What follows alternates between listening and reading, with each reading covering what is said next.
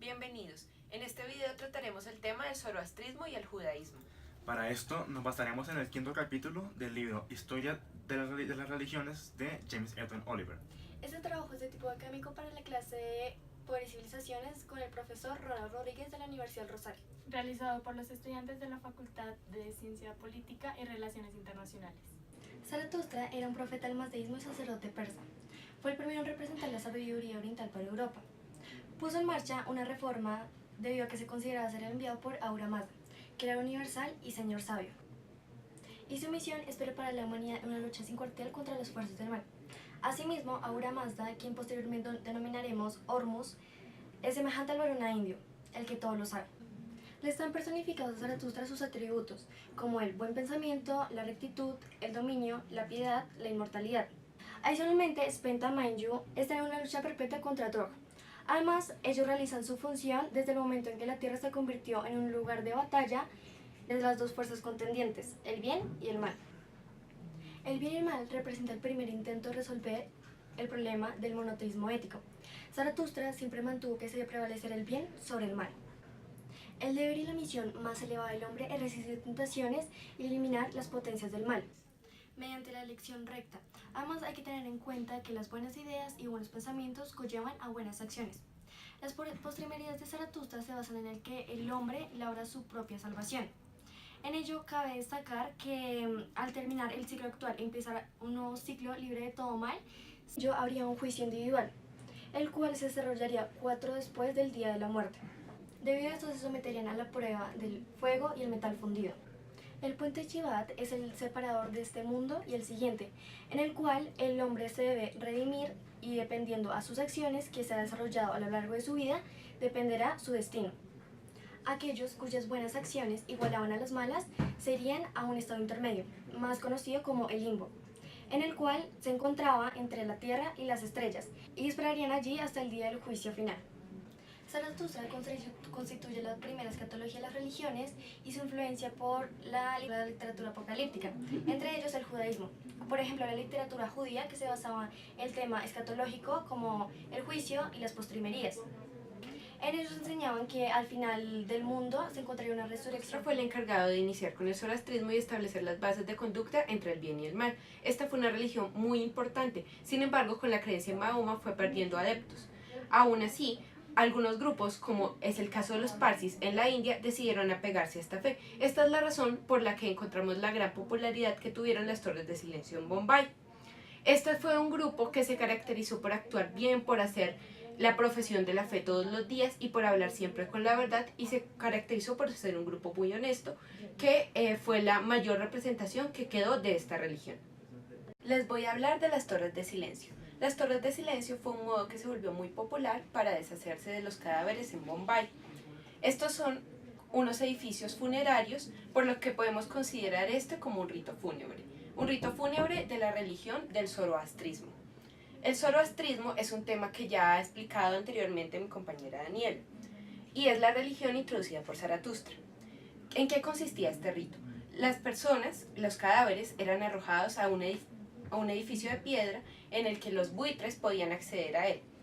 Esto resultaba muy útil en tanto que ellos volvían el cuerpo solo esqueleto, y así se evitaba que la carroña... Esto resultaba muy útil porque la idea era que no se contaminaran el fuego, la tierra o el agua. Dado que era un rito fúnebre, tenía cierta preparación. Por ejemplo, las ropas del difunto tenían que ser eliminadas, ya fuera quemadas o se les arrojaba ácido. Y las personas que hacían parte de la familia del difunto hacían ritos piadosos para despedirse de él. De igual forma, cuando las aves ya habían convertido el cuerpo en solo huesos, estos eran trasladados a una plaza central donde el sol se encargaba de volverlos polvo. Adicional a este proceso, existía el proceso del entierro en crematorios de plomo para los lugares que no tenían aves de carroña. Aquí también se trataba de un rito fúnebre realizado por sacerdotes en el que la persona que estaba a punto de morir realizaba actos piadosos y de arrepentimiento, y su familia, luego de que éste hubiese fallecido, debía realizar actos piadosos para que él pudiera acceder al puente del Shinbad, que ya ha sido explicado anteriormente por mi compañera Daniela, en el cual estaban jugándose su destino después del cuarto día de haber fallecido. El proceso del rito y la preparación como tal consistía en que luego de fallecido el cuerpo debía ser lavado y debía trazarse un surco alrededor del mismo para que los malos espíritus no accedieran a él. El tema de los malos espíritus es un tópico bastante recurrente en el zoroastrismo y ya ha sido explicado por mi compañera Daniela. De igual forma, luego de haber trazado el surco, se debía presentar este cuerpo a un perro manchado y por último encender fuego. El fuego y el agua son elementos muy importantes y la razón por la que se tiene tanto cuidado con ellos es porque son los considerados dignos de adoración. Por lo tanto, deben ser honrados. En el zoroastrismo vemos que esta es una creencia que viene desde la fe naturalista aria, que una vez interpretada por Zaratustra en su monoteísmo, se vuelven formas de sacramentos para acceder a Ahura Mazda. Ahora pasaré a contarles la relación entre el zoroastrismo y el judaísmo, en el que el primero influyó al segundo. Y esto se puede ver en el nombre que recibió, que fue el judaísmo posexílico. Esto sucedió pues luego de la destrucción del templo, los judíos se vieron en el control persa, por lo que era el territorio en el que se desarrolló el zoroastrismo. Por esta razón empezaron a verse influidos por la fe del zoroastrismo. Y prueba de esto es que luego del gobierno de Alejandro Magno se empezara a desarrollar en el judaísmo la literatura apocalíptica, que tiene una directa influencia con la escatología del zoroastrismo. Este tipo de textos estaban muy influenciados por las doctrinas del zoroastrismo, como le eran la dualidad entre el bien y el mal y la aspiración a una realidad en la que el bien triunfara. Por ejemplo, en el judaísmo se manifestó como una visión mesiánica que podía salvar a la humanidad. Luego encontramos en el judaísmo posexílico más muestras de esto con el surgimiento de nuevos textos después de que se diera el decaimiento del imperio de Alejandro Magno. Aquí surgieron textos como el de los 12 patriarcas. Seguidamente explicaré el judaísmo posexílico, que se dio luego de que existiera una separación entre los judíos que habían quedado luego de su expulsión. Estos consisten en los judíos que establecieron una sociedad sacerdotal en el norte de Jerusalén. Esta fue una sociedad muy estricta en la que se obligó la observancia del sábado, se repudió a las esposas extranjeras y la del Torá se convirtió en la guía de navegación y la forma de observar la fe y de dirigir todas las De acciones. los tabernáculos. Es la fiesta más importante de la cultura hebrea y se celebraba con el objetivo de agradecer a Dios por las cosechas de otoño y también como un agradecimiento por la protección brindada a su pueblo durante su éxodo a través del desierto liderados por Moisés. El hecho de que se celebrara a finales de año como una festividad de Año Nuevo puede hacer que nos remitamos a los cultos de Oriente Medio, en los cuales se conmemoraba la muerte y resurrección de la vida natural de un año a otro. En la búsqueda por una mayor estabilidad social y política, se dio la consolidación de un grupo sacerdotal teocrático dirigido por el sumo sacerdote, justificado divinamente como sucesor de Aarón, el hermano de Moisés. De este grupo, conforme ganaba poder la palabra escrita, fue distinguiendo un nuevo grupo, y ese grupo de los escribas. Estos escribas son los antecesores de los rabinos, y gracias a sus estudios de la palabra o de la tradición oral que predominaba en el pueblo hebreo, que se logró consolidar o conformar los libros de la Biblia hebrea, lo que para nosotros es el Antiguo Testamento.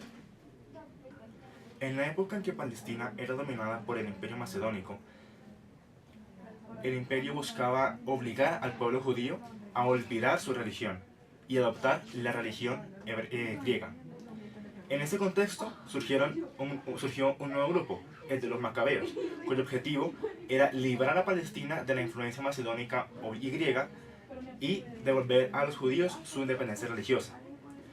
Es aquí también donde surge o empieza a tomar más fuerza la escolástica judía, con el sentido de la llegada del Apocalipsis y el juicio final, con figuras terroríficas como el emperador macedónico. El actuar de los macabeos provocó que la helenización del pueblo judío fracasara. Y aquí la Torá, la Biblia hebrea, tomó más fuerza y se consolidó como única autoridad como la palabra de Dios. Es aquí donde surgen dos grupos muy importantes, los fariseos y los saduceos. Los primeros, laicos, muy devotos, fervientes seguidores de la ley que se esforzaban por hacerla cumplir. Aunque en los evangelios se les tacha de corruptos e hipócritas, la realidad es que la función de los fariseos fue muy importante para conservar la conducta moral y la fe del pueblo judío en momentos de crisis, tal como la destrucción de Jerusalén. Por otro lado, el grupo de los saduceos se refiere a aquellos sacerdotes, ¿sí? Los terratenientes y las personas que tenían un verdadero poder político, ya que sus funciones estaban justificadas por ser pertenecientes al orden sacerdotal. Por lo tanto, tenían justificación divina para actuar. Siguiendo con la explicación de mis compañeros, yo les voy a hablar acerca de la época romana y el judaísmo. Asimismo, les voy a dar unos tips de ciertos personajes. Voy a hablarles de la época romana. Esta inicia en el año 63 a.C. Al pasar los años de muchos conflictos se destruye Jerusalén. Iniciamos con otro tema. El tema es el judaísmo. En este se le va a explicar sus culturas, los diferentes partidos políticos que a medida del tiempo se han ido acabando. El único que quedó fue el de los fariseos. Entonces, les voy a explicar un mapa en el cual consiste todo este procedimiento. Como el tercer punto, les voy a hablar de los tres tipos de libros: el Torah, el Talmud y la Mishnah. El Torah es un mandamiento a seguir, el Talmud se basa en el Torah, pero la diferencia es la cultura, sus leyendas que se tienen y los diferentes como religiones que se han dado durante este tiempo. El tercero es la Mishnah. Este sí es por aparte de estos dos, en donde se basa solamente en la religión judía. Asimismo, los judíos, tras pasar los años, se fueron a España. Estos fueron rechazados y salieron a la península ibérica, en donde comenzaron a hacer nuevos escritos, nuevas escuelas, para así tener un nuevo pensamiento de esta religión. A pesar de que el judaísmo no se ha caracterizado por ser una religión de misticismo, surgió en ella la Cábala, que significa lo recibido, y surgió como un método mediante el cual los sabios buscaban comprender mejor a Dios. De esta forma se le asignaban a los números o a las imágenes simbologías y significados ocultos, de forma que pudiera descifrarse la palabra como un enigma gigantesco en el cual se ocultaba la verdadera voluntad y el plan de Dios. Les voy a explicar en qué consistía el rito del Día de la Expiación, que se caracterizaba por ser un momento en el que los judíos podían salir de las penas que habían cometido o de sus malos actos, a través de un chivo expiatorio al que le cargaban de todas sus culpas. Este rito consistía en la pureza a través de la expresión de sangre del pueblo. Este fue un rito muy importante para tanto el judaísmo posexílico como para el judaísmo rabínico, pues este último le dio una significación ética al rito. El judaísmo ha sido una religión que se ha desarrollado a lo largo de bastante tiempo, pero vamos a ver qué ha sucedido con el judaísmo moderno. Los judíos han sido un pueblo que constantemente ha sido rechazado y Europa no fue la excepción. Luego de que los nazis hicieran el Holocausto, los judíos deciden ponerse firmes en cuanto a los derechos que les habían sido asignados, los derechos civiles que les asignaron en el siglo XIX, y logran la instauración del Estado de Israel en Palestina en 1947.